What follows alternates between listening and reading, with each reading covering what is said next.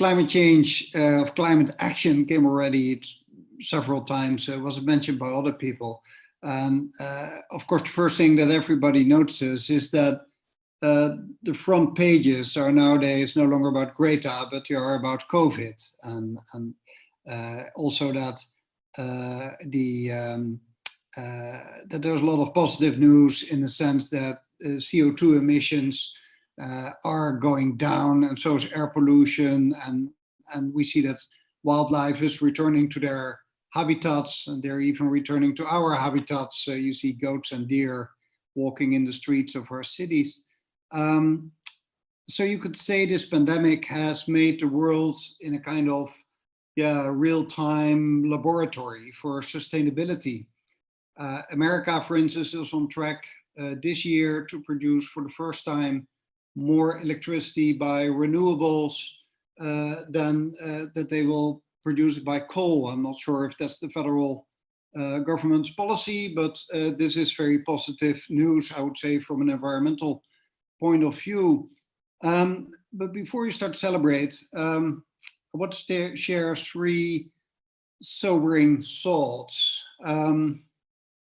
First of all, let's not make the mistake of thinking that the lockdown is the same as a form of climate action. Climate action asks for long-term policy, it asks for structural change. And if we all stay at home and we watch Netflix for a couple of weeks or a couple of months maybe, you can beat a virus, but you cannot beat climate change. Those same greenhouse gases that are the problem, they're out there in the atmosphere and they will stay there for a very, very long time. Secondly, although emissions are down, they're not so far down as we had hoped for. I've read several numbers. You mentioned 4 to 8%. I saw 5.5 somewhere, but let's say it's roughly about 5-6% that we are down. That means that is still below the 7.5% reduction in emissions that we need to have every year this decade if we want to stay below an heating compared to pre-industrial times of 1.5 degrees Celsius. So if we would compare what we're doing now to climate action measures, we would need to do more of this, and that every year, 10 times. So of course the lockdown is not climate action, luckily, because otherwise we would never get there, I think, if we see what's happening now. But you may lose hope if you see that we created now the economic crisis of the century, and that still emissions are like something like 95% of what they used to be. So the main thing you could learn from that is that personal change doesn't do as much good as we had hoped. So we need really structural change, like, you know, ditching fossil fuels and replace them by renewables, that kind of thing. We all love to look at flying. There's a lot of attention for flying now. The fossil fuel industry loves to talk about flying because they might scare everybody that, you know, if you take climate action, you cannot fly to your holiday anymore. And on the other side of the spectrum, the climate activists like to talk about flying because it's one of those very few things where actually you can do something yourself in changing emissions. The other thing you could think of is eating less meat, and there it's more or less stops because there's not so much more that you can do. So we stop flying, and that's only a small percentage of global emissions. I suppose cargo flights are still mainly taking place. Transport is only 20% of all the global emissions, all forms of transport together. So heating and electricity is already something like 40%.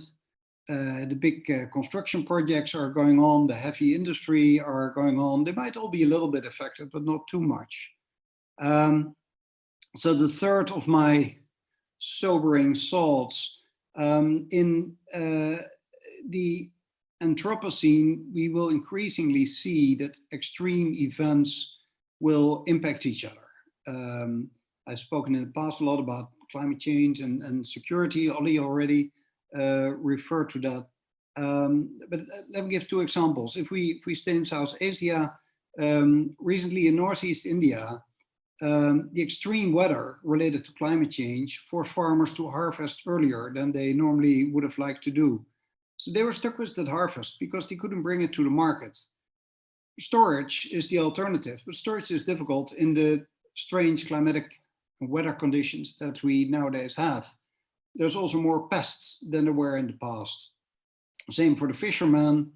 They caught their fish, but because of the COVID measures, they couldn't get the wood to dry the fish. So the fish was also rotten, couldn't also be brought to the market. One other region, to give an example, if you look at the hurricane season in the Caribbean and the southeast of the US, that will start in only a few weeks. Now imagine, well, first of all, the Gulf of Mexico, the water in the Gulf of Mexico is warmer than ever before. So that energy will somehow find its way in the destructiveness, the forcefulness of the hurricanes. Now think about the kind of situation that we've seen with Katrina. We all remember, you know, the scene in that stadium where all these people were packed together, refugees without anything. This was the only safe place they had. Add COVID-19 to that mix. Where's the hand washing? Where's the social distancing? Where's the aid? In a time, by the way, when all the aid money is already spent on all kinds of other projects. So it will be, we're compounding these risks on top of each other. And that's typically something that we will see more of in the Anthropocene. So the key question is, of course, and some of you have referred to that already, is how are we going to build back better? How can we do a green recovery and transition away from fossil fuels? Individual action can only do so much, not too much, we have seen. Structural change is needed. And the enormous amount of money that are now made available are impressive, but you can only spend them once. So you have to spend them in the right way. So something like, let's say, renewable energy, that is both clean, it's good for climate, but it also creates more jobs than in the traditional fossil fuel industry. Think about restoration of ecosystems or spend the money on research for clean technologies. If you now look at the US, and if you look at Europe, in the US, for instance, you see that there's now an amount of $25 billion given to bail out the airline industry without any green conditions attached. That is basically, we're just going back to the old system. I think there's more positive news from Europe. There's now 17 countries that have asked the EU to focus on green recovery, include climate change in the measures, basically mix the Green New Deal with the post-COVID rebuilding measures. And the Secretary General of the UN, Guterres, is speaking along the same lines. So to sum up, the lessons learned, also having listened to everybody else, the key message, I think, is governance matters. Preparation matters. Science matters. That is true for pandemic, but that's also true for climate action. The pandemic was predicted, although we didn't know when, we didn't know how badly it would be.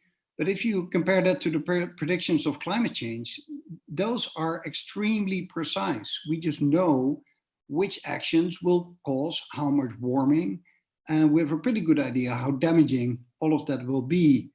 And if we want to keep this planet a livable place for our children and our grandchildren, we have to learn from this pandemic that we can globally radically change everything as we know it for the common good. We are doing it right now. But we have also learned that our leaders in the different systems that we have in the planet all tend to go for the short-term measures and not for the long-term measures, and that they all have a tendency to act too late. And I think with climate change, that is exactly what's going on right now. Sorry. As the last thing, I said earlier that as an individual, there's basically two things you can do. You can fly less and you can eat less meat. Those are the two ways that you can have impact. I think there's a last and a third thing that you can do, and that is vote for leaders that have a long-term vision for the future, that believe in resilience, that believe in a sustainable rebuilding and restructuring of our societies when the pandemic is over. Thank you.